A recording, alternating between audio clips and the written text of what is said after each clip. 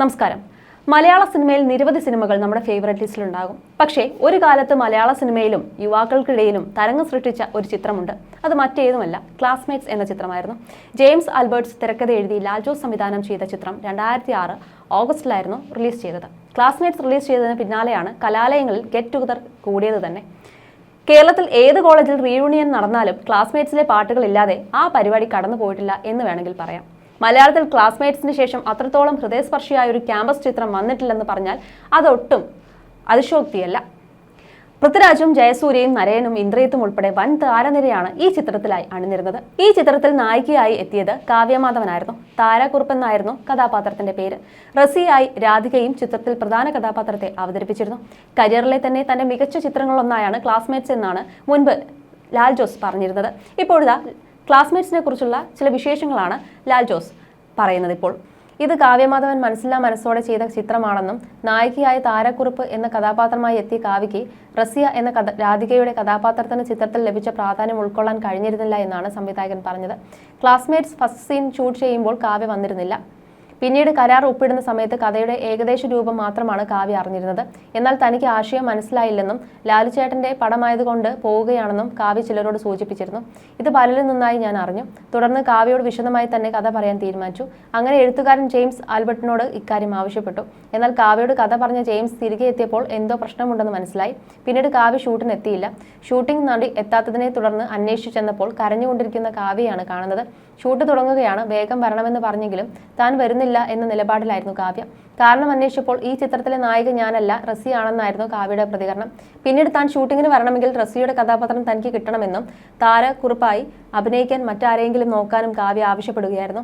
എന്നാൽ കാവ്യയെ പോലെ ഒരു പ്രശസ്ത താരം ഈ വേഷം ചെയ്താൽ ആ കഥാപാത്രത്തിന്റെ പ്രാധാന്യം ആദ്യം തന്നെ പ്രേക്ഷകർ മനസ്സിലാക്കുമെന്നും റസിയാകാൻ അധികം പോപ്പുലർ അല്ലാത്തൊരു നടി തന്നെ വേണമെന്നും ഞാൻ പറഞ്ഞു. എന്തു വന്നാലും റസിയായി അഭിനയിക്കണമെന്ന കാവ്യയുടെ ആവശ്യം നടക്കില്ലെന്നും കാവ്യയുടെ മുഖത്ത് നോക്കി തീർത്തു പറഞ്ഞു. അവസാനം കാവ്യയ്ക്ക് തന്റെ പിടിവാശി മാറ്റേണ്ടി വന്നുവെന്നും ലാൽ ജോസ് പറയുന്നു. മാത്രമല്ല, കാവ്യയുടെ കഥാപാത്രമായ താരക്കുറുപ്പ് തന്നെയാണ് ക്ലാസ്മേറ്റ്സിലെ നായികയെന്നും നടിക്ക് ഉറപ്പ് കൊടുത്തു. പക്ഷേ ഷൂട്ടിംഗ് തീരാറായപ്പോഴേക്കും സിനിമ തിയേറ്ററിൽ എത്തിയാൽ ഏറ്റവും കൂടുതൽ ചർച്ചയാവുന്നത് മുരളിയും റസിയയും അവരുടെ പ്രണയകഥയും തന്നെയാകുമെന്ന് കാവ്യ മനസ്സിലാക്കിയിരുന്നു.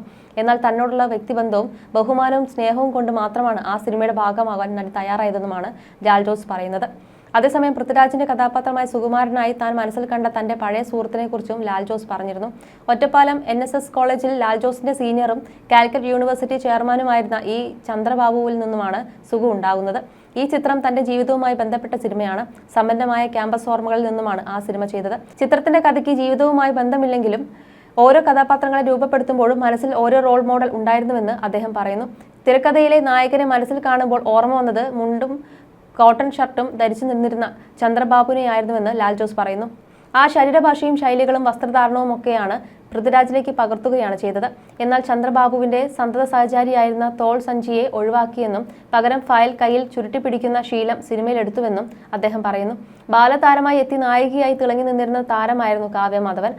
മുൻനിര നായകന്മാർക്കൊപ്പമെല്ലാം അഭിനയിക്കുവാൻ കാവ്യയ്ക്ക് കഴിഞ്ഞിരുന്നു. നടൻ ദിലീപുമായുള്ള വിവാഹത്തിന് ശേഷം സിനിമയിൽ നിന്ന് മാറി നിൽക്കുകയാണ് നടി. എന്നിരുന്നാലും താരത്തിന്റെ വിശേഷങ്ങളും ചിത്രങ്ങളും എല്ലാം സോഷ്യൽ മീഡിയയിൽ ഫാൻസ് പേജുകൾ വഴി വൈറലാകാറുണ്ട്. സിനിമ സജീവമല്ലെങ്കിലും തങ്ങളുടെ പ്രിയ താരത്തിന്റെ വിശേഷങ്ങൾ അറിയാൻ ആരാധകർക്ക് വലിയ ഇഷ്ടവുമാണ്. അഭിനയത്തിന് പുറമെ മികച്ചൊരു നർത്തകി കൂടിയാണ് കാവ്യമാധവൻ. അഭിനയവും നൃത്തവും മാത്രമല്ല, ഗാനരചയിതാവ് കൂടിയാണ് കാവ്യമാധവൻ. അടുത്തിടെ കാവ്യമാധവന്റെ പഴയ ഒരു ഇന്റർവ്യൂ സോഷ്യൽ മീഡിയയിൽ വീണ്ടും വൈറലായിരുന്നു. പാട്ട് ഭയങ്കരമായി ഇഷ്ടമാണ്, നന്നായി ആസ്വദിക്കാറുണ്ട്. തുടക്കത്തിലൊക്കെ എപ്പോൾ ബ്രേക്ക് വന്നാലും പാട്ട് പാടി പഠിക്കും. അത് കഴിഞ്ഞ് ദിവസങ്ങൾക്ക് ശേഷമായിരിക്കും പാട്ട് ചിത്രീകരിക്കുന്നത്. അതിനകം തന്നെ വരികൾ മനഃപ്പാടമായി കഴിഞ്ഞിട്ടുണ്ടാകും. വരികളുടെ വിഷ്വൽ മനസ്സിൽ കണ്ടാവും അഭിനയിക്കുക. കാവ്യ ദളങ്ങൾ ചെയ്തപ്പോൾ നിരുത്സാഹപ്പെടുത്തിയവരുണ്ടായിരുന്നു. കാവ്യമാധവൻ എഴുതുമോ എന്നായിരുന്നു എല്ലാവരും ഒരുപോലെ ചോദിച്ചത്. അഭിനയവും ഡാൻസും മാത്രമല്ല, അത്യാവശ്യം എഴുത്തുമുണ്ട്.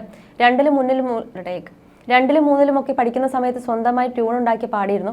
9ാം ക്ലാസ് മുതലുള്ള കാര്യമാണ് കാവ്യതളങ്ങളിലുള്ളത്. ഒരു ഇൻസിഡന്റ് ഉണ്ടായിരുന്നു. കേട്ടറിവ് മാത്രമുള്ള ഒരാൾ, രാഹുൽ എന്നാണ് പേര്. കുറെ രാഹുൽമാർ വന്നതാണ് ഞാൻ പറഞ്ഞ കഥ കേട്ട്. ഒരു ചേച്ചി എപ്പോഴും രാഹുലിന്റെ കഥ പറയുമായിരുന്നു. അതിങ്ങനെ കേട്ട് ഉള്ളിലൊരു കൗതുകമുണ്ടായിരുന്നു ഈ വ്യക്തിയോട്.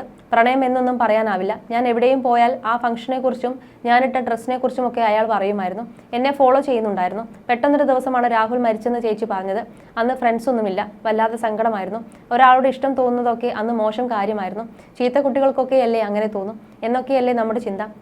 ഇതാരോടും പറയാൻ പറ്റില്ല. അപ്പോൾ അതങ്ങ് എഴുതി തീർത്തു. ഒരു 5-6 പേജ്. രാഹുലിനെ നേരിൽ കാണാനായി ആഗ്രഹിച്ചിരുന്നെന്നും കാവ്യ പറയുന്നുണ്ട്. മനുഷ്യരെ പോലെ തന്നെയാണ് ദൈവങ്ങളെ കാണുന്നത്. പിണക്കവും പരിഭവങ്ങളും ഒക്കെ ഉണ്ടാവാറുണ്ട്, അത് കാണിച്ചിട്ടുമുണ്ട്. മാതാപിതാക്കൾ എപ്പോഴും കൂടെയുണ്ട്. അതുകൂടാതെ എന്നെ സ്നേഹിക്കുന്ന ഒരുപാട് പേരുണ്ട്. ഏത് വിഷയവും നമ്മൾ അതിജീവിച്ചല്ലേ പറ്റൂ. പൊതുവെ പെട്ടെന്ന് മൂഡ് ഓഫ് ആക്കുന്ന പ്രകൃതമാണ്. എൻ്റെ ബേസ് എപ്പോഴും സങ്കടമാണ്. എൻ്റെ സന്തോഷങ്ങൾക്ക് അധികം ആയുസ്സുണ്ടാവാറില്ല. സന്തോഷിക്കുമ്പോൾ അടുത്ത സങ്കടത്തെക്കുറിച്ച് ഓർത്ത് പേടിക്കാറുണ്ട്. വളരെ പേഴ്സണൽ ആയിരിക്കും. ജോലി സംബന്ധിച്ച് പ്രശ്നങ്ങളൊന്നും ഉണ്ടായിട്ടില്ല. നല്ല ഗുണങ്ങളെ ഉണ്ടായിട്ടുള്ളൂ. പേഴ്സണലി സങ്കടങ്ങൾ ഉണ്ടാവുമല്ലോ എന്നായിരുന്നു കാവ്യമാധവൻ പറഞ്ഞത്. അതേസമയം കുറച്ച് നാളുകൾക്ക് മുമ്പ് കാവ്യയെക്കുറിച്ച് ഫാൻ പേജിൽ വന്ന കുറിപ്പും ഏറെ വൈറലായിരുന്നു. കാവ്യയുടെ സിനിമയെക്കുറിച്ചും കാവ്യയുടെ ശബ്ദത്തിന് പിന്നിലെ കഥയെക്കുറിച്ചുമായിരുന്നു കുറിപ്പ്. കാവ്യയുടെ ഒട്ടുമിക്ക ചിത്രങ്ങളിലും ശബ്ദം നൽകിയത് പ്രശസ്ത ഡബ്ബിംഗ് ആർട്ടിസ്റ്റ് ശ്രീജ രവിയായിരുന്നു. ഒരു കഥാപാത്രം പൂർണ്ണ വിജയം നേടുന്നത് അഭിനയത്തിനൊപ്പം ഡബ്ബിംഗ് കൂടെ മികവുറ്റു നിൽക്കുമ്പോഴാണ്. കുറച്ച് വേറിട്ട ശബ്ദശൈലി ആയതുകൊണ്ട് തന്നെ കാവ്യ അഭിനയിച്ച കഥാപാത്രങ്ങളിൽ 95% ഡബ് ചെയ്തത് ശ്രീജ രവിയാണ്. മലയാളത്തിലെ ഏറ്റവും മികച്ചതും ഒപ്പം സീനിയറുമായിട്ടുള്ള ഡബ്ബിംഗ് ആർട്ടിസ്റ്റുകളിൽ ഒരാളാണ് അവർ.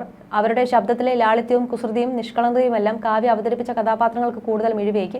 എന്തിനധികം ഓമപ്പെണ്ണിന് ഉരിയാടപ്പയ്യൻ എന്ന സിനിമയിലെ കാവ്യയുടെ ഊമയായിട്ടുള്ള കഥാപാത്രത്തിന് പോലും ശ്രീജയുടെ ശബ്ദത്തിന്റെ സഹായം ഉണ്ടായിരുന്നു.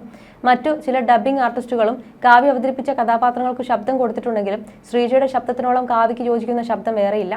ചന്ദ്രനുദിക്കുന്ന ദിക്കിൽ, മീശ മാധവൻ, അനന്തഭദ്രം, ക്ലാസ്മേറ്റ്സ് തുടങ്ങിയ സിനിമകൾ അതിന് ഉദാഹരണം. എപ്പോഴും മറ്റൊരാൾ ഡബ് ചെയ്ത് കൊടുക്കേണ്ടി വരുന്നത് ഒരിക്കലും ഒരു അഭിനേതാവിന്റെ പരാജയമല്ല.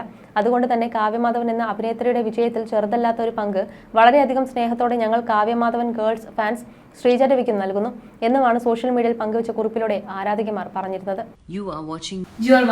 You're watching me on metromatney.com. metromatney.com. metromatney.com. Subscribe for more videos. Subscribe for more videos. Subscribe here for more videos. Subscribe now. Thank you.